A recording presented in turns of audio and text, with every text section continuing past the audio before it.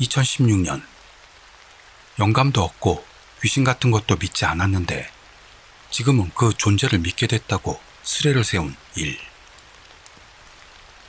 괴담도 때늦은 9월. 일이 써내려간 이야기는 스레 주민들이 숨을 삼키고 지켜보는 가운데 전설의 스레로 발돋움했던 건데요. 저주받은 칼. 몇 년 전이라며 전제를 두고 일이 하기 시작했던 이야기는 공포체험. 한여름의 괴담 스레들도 이미 거의 끝나가던 가을밤이었습니다. 무서워서 못 보겠어. 시렸당. 아직 이야기도 시작 안 한 이를 골리는 여전한 스레 주민들의 장난이 시작되던 중. 영감도 없고 귀신도 안 믿으니까 창작이라고 받아들여도 상관없다며 일은 스레의 당연한 흐름을 무시하고 계속합니다. 일은 주의사항으로 보면 저주받는 쪽의 이야기가 아니니 안심하길. 내용적으로 봤을 때 반일, 자이니치 하는 오해가 생길지도 모르지만 나는 순수한 일본 사람. 공포체험 당사자는 전부에서 5명으로 당시 시골 고등학교 2학년이었던 일. 자주 가위에 눌린다는 대학교 2학년 형. 일과 마찬가지로 영감이 전혀 없는 엄마. 지금은 영감이 사라졌지만 젊었을 적에는 영감이 있었다는 공무원 아버지. 이렇게 일 가족 4명에 더해 역시나 또 동네 영감님도 등장인물로 소개됐습니다. 심령스팟이나 어느 마을에 가서 괴기현상 겪고 할배가 나와서 혼낸 다음 아직도 저주가 계속되고 있구나. 중얼대는 흐름 개 많지. 아직도 스레 주민들이 딴지를 계속 거는 와중 일은 자기가 겪은 내용을 이야기하기 시작합니다. 공포체험을 겪게 된 발단은 동네 영감님이 돌아가신 후부터라는 일. 어릴 때는 자주 같이 놀아주던 할배는 사람도 좋고 이웃들과의 교제도 양호했는데 친지가 없어 알아놓은 이후로 집에 요양보호사가 출입하고 있는 걸 고등학교 입학할 즈음에 일은 보고 있었습니다. 계속해봐. 됐으니까 계속 써라, 새끼야. 좀 아까까지는 흥미가 없어 보였던 스레 주민들도 등장인물로 소개됐던 동네 할배가 이미 이 세상 사람이 아닌 인물이란 말을 듣고 대체 이 이야기에 어떻게 관계해 올 것인가 신경이 쓰이기 시작했는지 이야기를 재촉하기 시작. 거기에 응하듯 일은 단숨에 이야기를 진행해 갑니다. 할배 모습을 보지 못하게 된 대신에 요양보호사만을 보게 되던 어느 날 갑자기 일의 집에 찾아온 보호사는 비보를 들고 옵니다. 할배가 돌아가셨으니 장례식에 와주셨으면 좋겠다는 것이었죠. 유산과 가옥 처리에 대해 요양보호사에게 유서를 부탁했다는 할배. 보호사는 장례식에 참여하길 권유하는 것 외에 다른 권유도 해왔습니다. 그건 가구나 식기 등은 이웃들에게 나눠줘도 된다 라고 유서에 쓰여 있다는 모양입니다. 일의 부모님이 안 가도 괜찮다고 했지만 일과 형은 할배 집을 방문합니다. 할배와의 추억이 서린 물건이 있으면 생각하고 있는 일과는 정반대로 형은 돈 될 만한 것들이 있다면 생각하고 있었습니다. 하지만 할배 집에 도착했더니 동네 사람들이 이미 돈 될 만한 것들을 들고 돌아간 후였다는 것으로 일은 할배가 키웠던 것 같은 분재를 마당에서 하나 손에 들었고 조금 더 찾아보겠다는 형을 놔두고 할배 집을 나옵니다. 할배의 유품이 되는 분재 관리를 어떻게 할까 일이 조사하고 있을 때 재미있는 걸 발견했다면서 천에 쌓인 막대기 모양의 물건을 가지고 형이 돌아왔습니다. 일이 천을 열자 안에 들어있던 건 칼. 무기 단속법을 걱정하면서도 순수하게 그 훌륭한 칼의 멋진 모습에 감동하는 일. 칼집에서 칼을 꺼내자 칼날 부분은 세월을 맞은 탓인지 녹이 슬어 있었고 원래라면 보여야 할 빛나는 은색 부분은 많지 않았다고 당시의 기억을 떠올립니다. 동시에 옥션에다 팔면 비싸게 팔릴 것 같다 하는 형을 나무라던 기억도 살짝 난다면서 일은 이런 말을 덧붙입니다. 그날 밤부터 이상한 현상이 일어나게 된다. 할배의 죽음부터 칼과의 만남까지 일련의 흐름을 단숨에 써내려간 이를 빈정대던 스레 주민들도 이젠 흥미진진하게 듣기 시작합니다. 호, 계속. 유품으로 나눈 녹슨 칼을 형이 할배집에서 발견해 갖고 온 그날 밤, 식탁에 둘러앉아있던 일 집안은 현관등이 깜빡거리는 걸 이상하게 생각했습니다. 현관등은 센서식. 하지만 아무도 없는 현관에 불이 들어온다. 현관과는 거리가 먼 일 집안은 그 현상을 벌레 때문으로 단정. 그다지 신경도 쓰지 않고 저녁을 보냈습니다. 그날 밤, 일은 지금까지 꾼 적도 없을 정도로 무서운 꿈을 꿨다고 합니다. 평소라면 잠이 깼을 때 바로 희미해질 꿈이 이때부터 몇 년이 지난 지금도 또렷이 기억날 정도로 최악의 꿈이었다나요. 꿈속의 일은 모르는 집에 쓰러져 있었습니다. 옆구리가 아픈 원인은 옷이 빨갛게 물들 정도의 피. 모르는 사람의 목소리로 살려줘 소리치는 곳을 봤더니 거기에는 군인들에게 당하는 일의 여동생. 꿈속의 일은 그 여자를 여동생으로 인식하고 있지만 현실에는 형과 둘뿐이었고 일에게 여동생은 없습니다. 그러나 꿈속의 일은 분명히 자기의 여동생이라는 인식이 있어 행복에 넘치던 가정에 찾아온 갑작스러운 지옥을 분노와 증오로 응시하고 있습니다.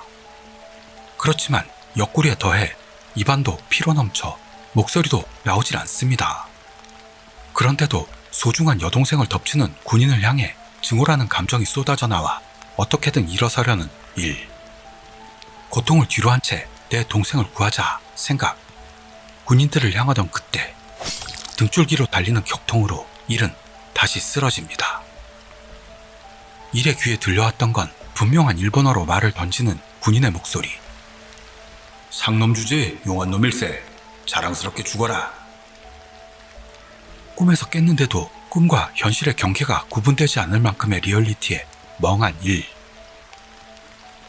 그러나 꿈과 현실이 혼동되는 사람은 일뿐만이 아니었던 모양입니다. 거실로 내려갔더니 한밤중인데도 불구 일어나 있는 엄마. 엄마도 역시 나쁜 꿈을 꾼 듯 너무도 지독한 꿈에 헛구역질하면서 이야기해줬다고 합니다. 꿈속에서 엄마는 강 속을 몇 놈에게서 도망치고 있던 임산부로 달아났구나 싶어 안도한 순간 칼로 베어졌다는데요. 그 추적자는 엄마의 배를 갈라 태아를 꺼내 눈앞에서 베어 죽이는 말도 안 되는 짓을 했다는 것. 꿈에서 깨고 나서도 아기의 단말마가 머리에서 떠나질 않아 헛구역질을 했다는 겁니다. 일의 악몽에 이어 엄마의 악몽. 그렇지만 그날 밤은 심야 시간인데도 그것만으로는 끝나지 않았고 다음으로 일의 귀에 들린 건 형의 괴상한 목소리였습니다. 거기에 펼쳐지고 있던 광경은 홀딱 벗고 자기의 엉덩이를 때리면서 괴상한 소리를 지르는 형. 일이 말리려고 하자 재령 중이야 말을 뱉는 형은 어디까지나 제정신이었습니다. 나중에 일이 조사한 바로는 비쿠리스로호도 유토피아라는 주문의 일종이었다는 것. 이 주문은 투차늘에 퍼졌던 주문으로 우선 홀딱 벗고 자기의 엉덩이를 양손으로 찰싹찰싹 때리면서 눈을 까뒤집고 비쿠리스로호도 유토피아! 비쿠리스로호도 유토피아! 높은 톤으로 계속 울부짖으며 10분 정도 침대를 오르내리면 묘한 현타에 사로잡힌다는 투채널 독신 남성 게시판에서 나왔던 방법이라는데요. 우와! 유토피아! 아련하네. 여기서 유토피아가 나왔다는 것에 대해 그리움을 느끼는 스레 주민. 하지만 그때의 형은 장난이 아니었다는 걸 일은 증언하고 있습니다. 다음날 형은 눈빛이 사납다라는 이유로 처형당하는 꿈을 꿨다는 이야기를 합니다. 1. 엄마, 형. 세 명이 모두 무서움을 꾸다가 깼다라는 하룻밤의 사건. 일은 따로따로 꾼 세 명의 꿈에 공통점이 있다는 걸 깨닫습니다. 첫 번째는 죽임을 당하는 꿈이라는 것. 다른 하나는 꿈속에서 하던 자기의 말이 모르는 나라의 언어였다는 것. 마지막으로 각자가 죽임 당하기 직전에 들었던 말은 일본어였지만 꿈속의 자신은 일본어를 모른다는 것입니다. 할배가 돌아가시고 유품 나눔에서 형이 칼을 가지고 돌아온, 그리고 그때부터 일어나는 노도의 불가사의한 공포의 연쇄. 일 형제가 낸 결론은 칼이 저주받았다 하는 것이었습니다. 그럼 칼을 어떻게 하는 쪽이 좋을까인데요. 할배 집에 돌려놓으면 된다고 생각한 일과는 반대로 역시 돈에 눈이 멀었던 형. 그 후 옥션에 내놓았지만 낙찰되는 일은 없었습니다. 칼이 있는 한 괴현상은 사라지지 않을 것인가. 현관 센서 등이 몇 분 사이로 계속 깜빡거려 겁에 질린 일의 가족. 유일하게 아버지만은 센서 고정이구만 던지며 전원을 내렸습니다만 집안에서 이상한 소리가 나기 시작합니다. 모든 일의 원흉으로 생각되는 칼을 가지고 온 장본인인 유토피아 형은 칼을 집에 놔둔 채 친구 집에 머물러 갔습니다. 형 재밌는 놈이네. 아버지 대단하다. 그렇게 욕심이 많았으면서도 제일 먼저 하이방 깐 유토피아 형을 비웃는 주민. 아버지를 칭찬하는 주민도 있었는데요. 칼은 등록증이 없으면 출품할 수 없다는 지식을 지닌 스레 주민이, 그러고 보니 등록증이 없다면 모조품이 아닌 이상 옥션에 올릴 수 없어 라고 끼어듭니다. 그러자 일이 등록증 비슷한 게 있었다는 것과 원래라면 옥션이 아니고 경찰에 가지고 가는 게 맞았을 거라고 대답합니다. 유토피아 형이 없는, 아니 도망치고 만날 밤, 다시금 일은 악몽을 꿉니다.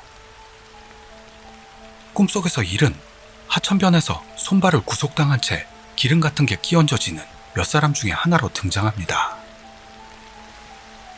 그리고 다시 나타난 건 군인.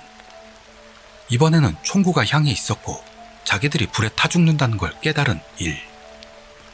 군인들이 던진 횃불에 일들은 타올랐고 일은 군인 한 놈이라도 저승길 친구로 삼으려고 발버둥을 칩니다만 그 뜨거움, 고통, 타는 얼굴, 옅어지는 시야.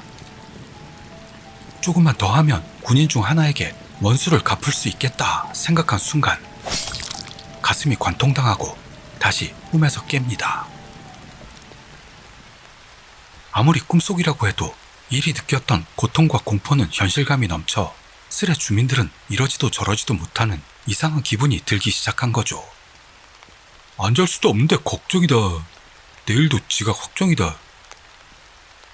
꿈에서 깨도 온몸이 화끈거리고 가슴에 차가운 감촉이 남은 기분은 정말 최악이었다는 일. 또한 엄마는 토할 정도의 악몽을 꾸는 게 무서웠는지 잠드는 모습이 없었고 일도 거기에 동참해 잠들지 않는 밤을 선택했습니다. 그리고 다음날 일은 생각합니다. 지금까지 악몽은 그 칼로 일본 군인에게 죽임당한 다른 나라 사람의 원념이 보여주는 꿈은 아닐까라고요. 어째서 칼이 할배네 집에 있었던 걸까? 할배는 이렇게까지는 꿈을 꾸지 않았을까? 일은 의문을 해소하기 위해 다음날 거행되는 할배의 장례식에서 요양보호사에게 물어보기로 했습니다. 그러나 일이 체험했던 공포를 간접 체험해온 노도의 2시간은 졸립다는 일에 의해 갑자기 끊기고 맙니다. 그렇지만 혼잣말인가 싶었던 이 스레는 숨을 삼키고 계속 읽고 있던 많은 스레 주민이 지켜보고 있었던 겁니다. 여기까지 와놓고 그러면 쓰냐? 신경 쓰이네. 장난해? 이쪽을 기다리고 있다고. 장난하냐? 악몽이나 꿔라 개똥꾸야. 어이 난 지각도 각오했는데 또 자? 말도 안 되는 이야기니까 창작이라 생각해도 상관없다고 이야기를 시작했던 일에 딱 이틀 밤 동안 일어났던 충격 체험. 또한 악몽을 꾸는 것 등으로는 끝나지 않을 꿈의 공통점의 정체를 파헤쳐야만 한다는 스레 주민들의 계속되는 열망에도 불구하고 일이 다시 이야기를 계속하게 된 건 다음날 밤이었습니다. 일의 이야기는 할배의 장례식 당일부터 시작됐습니다. 그 전에 빼먹은 게 있다며 처음에 소개했던 일의 아버지에게 이상한 꿈 안 꾸냐고 물어본 일. 놀랍게도 아버지도 이틀 연속으로 기억에 남을 만한 꿈을 꾸고 있었던 겁니다. 그렇지만 일이나 엄마 그리고 유토피아 형과는 다르게 아버지는 칼로 나쁜 놈들을 베고 댕기는 영웅이었다 라는 것.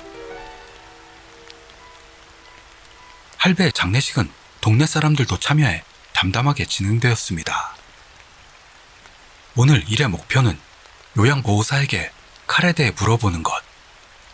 그런데 보호사는 칼의 존재를 몰라 희망이 끊기고만 일. 하지만 장례식에 참석했던 남자에게 진사에 가지고 가라 조언을 받아 그 말에 따르기로 합니다. 진사의 신주는 따뜻하게 맞아주었는데요. 할배 집에서 맘대로 갖고 나온 물건이니까 경찰에 알리는 쪽이 좋지 않을까? 라고 합니다. 신주에게도 폭탄 돌리기를 당한 칼은 경찰에 가져가서도 담당 창구가 끝났다 라는 이유로 내일 가져오라고 하네요. 그래서 다시 이 폭탄은 돌아 일의 집에서 하룻밤을 보내게 된 겁니다. 그리고 집안에는 두지 말고 창고에 두자라는 고육지책을 일은 생각해내죠. 창고에 두면 어쩌면 그 악몽을 꾸지 않고 그대로 끝날지도 모른다던 일의 희망은 생각지도 못한 형태로 변화했습니다. 확실히 꿈은 꾸지 않고 끝났는데요. 그것은 아버지가 갑자기 변한 모습에 공포를 느낀 엄마가 두들겨 깨웠기 때문입니다. 아버지는 거실을 엉망진창으로 만들며 날뛰면서 내 칼 어디다 뒀어? 엄청난 기세로 일의 멱살을 잡습니다. 바깥 창고에 뒀습니다. 마치 자기 아버지에게 하는 말이 아닌 듯 답하는 일. 현관으로 아버지가 나가자 엄마가 서둘러 문을 잠갔습니다. 그리고 일은 이상한 점이 있다는 걸 깨닫습니다. 아버지에게는 유토피아 형이 가지고 왔던 할배의 칼에 대한 존재는 알려주지 않았다는 것. 할배의 칼을 아버지가 내 칼이라고 표현했던 것. 이것으로 인해 아버지는 뭔가에 씌었다 생각합니다. 어떻게 해야 아버지를 제정신으로 돌려놓을까 생각하는 일. 재령 방법이라야 비쿠리스로 호도 유토피아 밖에는 모릅니다. 밖에서는 칼을 찾은 아버지가 열어! 한 뒤 온갖 폭언을 날리면서 문을 쾅쾅 두드리고 있습니다. 고민한 결과 일은 현관 밖에서 날뛰는 아버지를 목도로 대항해 기절시키기로 합니다. 마츠시마에 놀러갔을 때 사왔던 목도를 장비하고 있는 힘껏 현관문을 열었습니다. 일이 있는 힘껏 문을 열자 아버지는 거기에 부딪혀 엉덩방아를 찢고 넘어졌지만 그 손에 들려있는 건 칼집에서 빠진 상태의 칼. 그러더니 친아들인 일에게 있는 힘껏 칼을 내리치는 아버지. 일이 목도로 필사적으로 패리하자 녹슬어 있던 칼은 목도에 당해서는 두동강으로 부러졌습니다. 진짜 칼이 자기를 향해 내려쳐진다는 엄청난 공포로 토하기 시작하는 일. 그러다 고개를 들었더니 아버지는 제정신으로 돌아와 있었지만요. 꿈인지 현실인지 창란에 빠진 상태로 비틀비틀 이불로 향합니다. 이런 충격의 사건도 있었으니 일과 엄마는 자기를 포기했다고 합니다. 다음날 아침, 일은 일어나자마자 제일 먼저 경찰에 전화합니다. 칼을 한시라도 빨리 없애고 싶다. 그 일념으로 울면서 경찰에 호소하는 일. 일단 칼을 가지고 경찰서에 가기로 하죠. 부러진 칼을 경찰에 가지고 갔더니 처분하는 거지? 라는 말을 들었습니다. 그렇지만 처분 수속이 완료될 때까지는 자택에 두지 않으면 안 된다는 것. 그때까지의 경위를 아무리 설명해도 학생이라 받아들여지질 않습니다. 이 저주받은 칼과는 하룻밤이라도 더는 같이 보내고 싶지 않은 일의 희망은 이루어지지 않았고 일의 집에 다시 칼은 돌아오게 되었던 겁니다. 칼이 집에 오고부터 제대로 잠도 잘 수 없었던 일은 집에다 칼을 놔두고 도서관 책상에 엎드려서는 몇 시간이나 잤습니다. 잠이 깬 일은 휴대폰에 남아있는 부재중 전화를 깨닫고 거기에 전화했더니 그건 경찰이었습니다. 전화 내용은 칼은 경찰에서 바로 맡을 수 있게 되었다. 지금 일의 집에 회수하러 간다. 라는 것이었습니다. 서둘러 집으로 돌아간 일을 현관에 서 있는 경찰차와 당황해 부산만 떨고 있는 유토피아 형, 그리고 몇 명의 동네 구경꾼들이 맞아줍니다. 경찰이 이 칼은 경찰에서 바로 처분하겠습니다 라는 짧은 말만 남기고 그 자리에서 칼을 가지고 돌아갔습니다. 감나가는 물건에 눈이 돌아 할배 집에서 칼을 가지고 나와 그 뒤로 자기가 처형당하는 꿈을 꾼 공포에서 도망치듯 친구 집에 머물겠다고 사라지더니 결국 높은 가격으로 옥션에 출품해놓고 지금까지 전화도 안 받던 유토피아 형과 일은 마주치자마자 싸움박질이 시작됩니다. 형이란 놈은 아무것도 안 했네. 여기에는 스레 주민들도 형의 무력함을 부르짖습니다. 그리고 칼을 경찰이 회수해 가서 일단 안심한 일가. 유토피아 형도 돌아왔으니 가족 모두가 오랜만에 옹기종기 모여 지금까지의 경위를 서로 털어놓기 시작했습니다. 아버지가 날뛰었던 건에 대해서는 칼이 부러질 때까지는 꿈을 꾸고 있는 느낌이었다고 합니다. 그런데 그 센서등이 다시 아무도 없는 현관에서 깜빡댑니다. 저주받은 칼이 이래 집안에는 없는데도 현관 센서등은 뭔가 있다는 걸 알리는 것으로 일 가족은 부들부들 떨게 됩니다. 짐작 가는 것이라고는 저주의 칼이 현관에서 부러졌다는 것으로 그때 칼에 스며있던 원념이 해방되어 나온 건 아닐까 생각하는 일. 겁에 질린 가족은 집안에다 소금을 여기저기 뿌립니다만 센서등은 집안에 누군가 침입했다는 신호를 보내고 있는 건지 집안에서 이상한 소리가 울리고 거울에 이상한 그림자가 비치고 발소리가 아무도 없는 곳에서 들리고 타는 듯한 냄새, 흔들리는 커튼.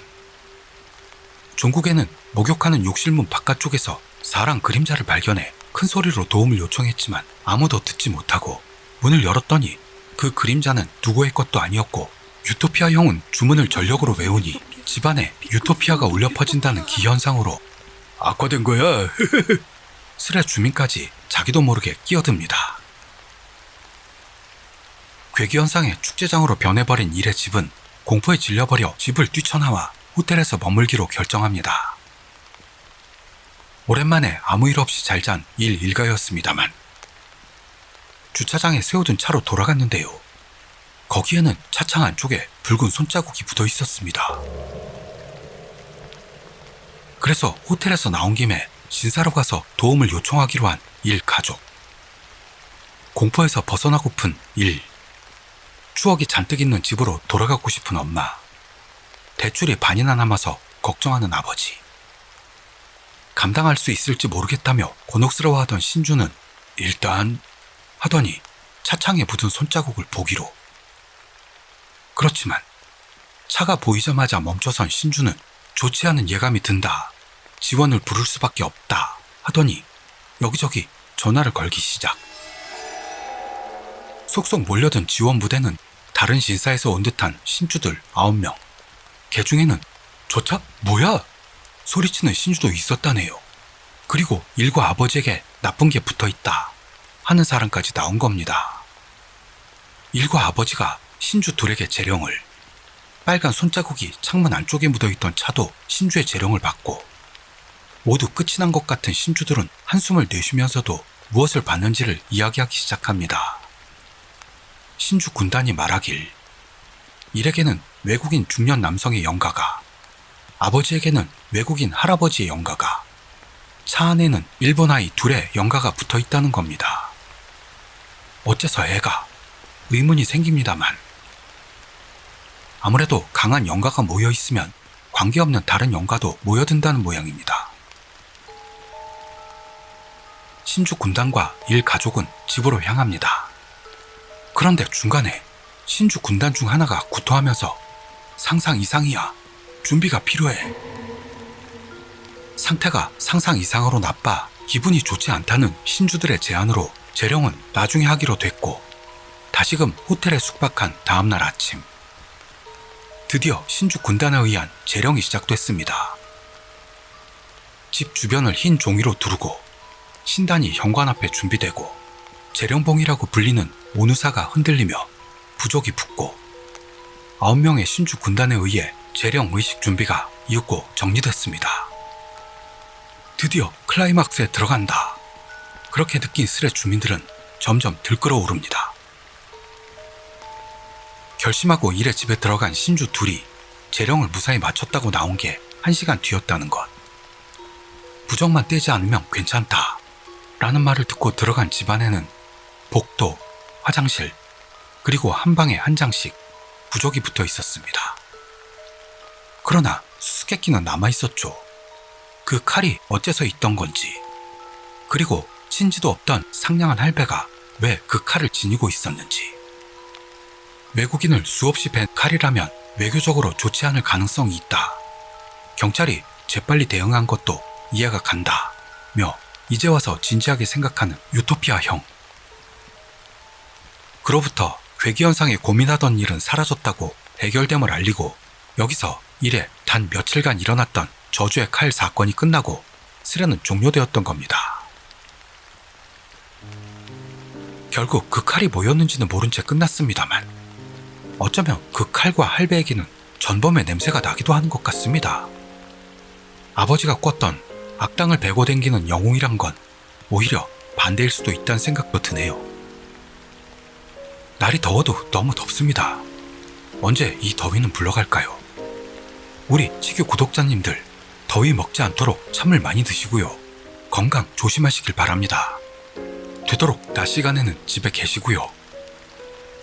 그럼 저는 다음 이야기에서 뵙도록 하겠습니다. 감사합니다. 큐.